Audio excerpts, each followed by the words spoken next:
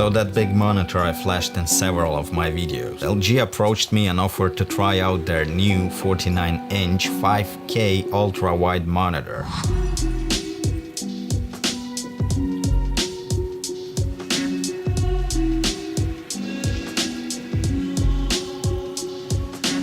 I'll be honest, outside of this situation, I would probably never consider ultra-wide and curved monitor because both ultra-wide and curved scared me.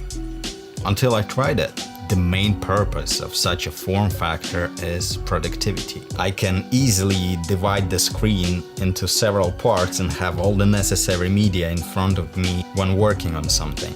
In Cinema 4D and Octane combo, this form factor is particularly useful as nothing becomes small. I have even distribution in my working spaces. I can see all the details in the viewport, all the details in the live render, and have full unobstructed access to all my tools. LG guys were aware of my pickiness in color reproduction and the importance of a good monitor in your workflow.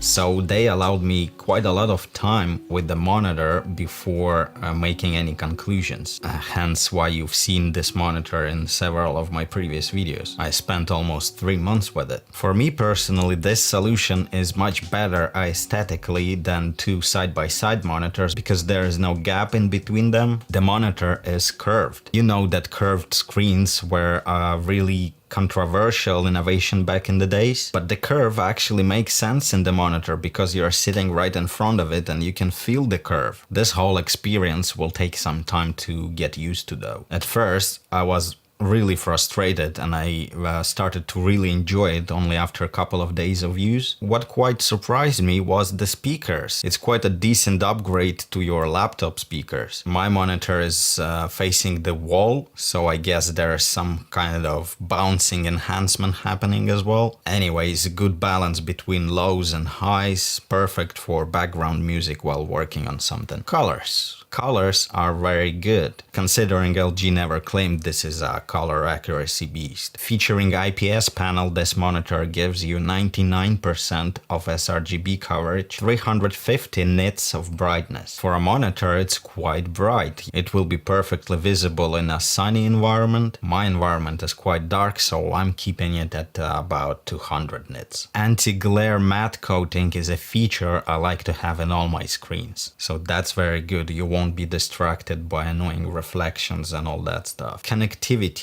On the side you have 2 USB ports and a headphone jack. At the bottom you have USB-C port with 85 watts of power, another 2 USB ports, 2 HDMI ports, and a display port which will serve as your main input. No SD card reader, which can be found on a lot of professional monitors these days. It's a bummer, but absolutely fine. You also have a fancy joystick to control all your settings. Works fine and is quite convenient. Design-wise, it's really sexy, but I don't like the white finish on the back. If I would want to bring this monitor to our studio, it would completely destroy my black on black style, so I would really want this monitor in full black. The stand. I'm not using the stand, I'm hooking my monitor to the wall, but I've put it on a stand for you guys to show the monitor. It's really high quality, it looks good, and again too bright for my particular style. Final notes. If you're thinking about getting one of those,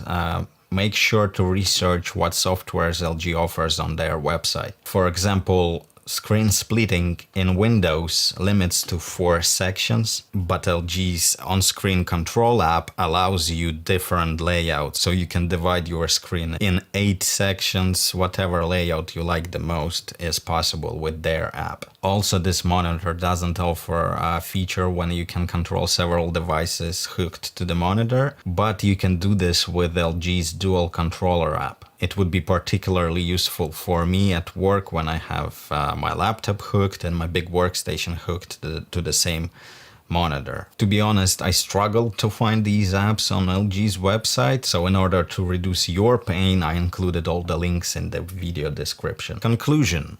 I like this wide format a lot, and I'm thinking about moving this monitor to our studio to use with my reference monitors. This is a really huge desktop to fit all the necessary media on your screen, but I will have to think how to fit it in there without exposing that back white panel. Hope my review was informative enough and you enjoyed it. If you have any questions, please feel free to post them in the comment section. LG guys are reading, I'm reading, and we will reply if we can. Thank you for watching.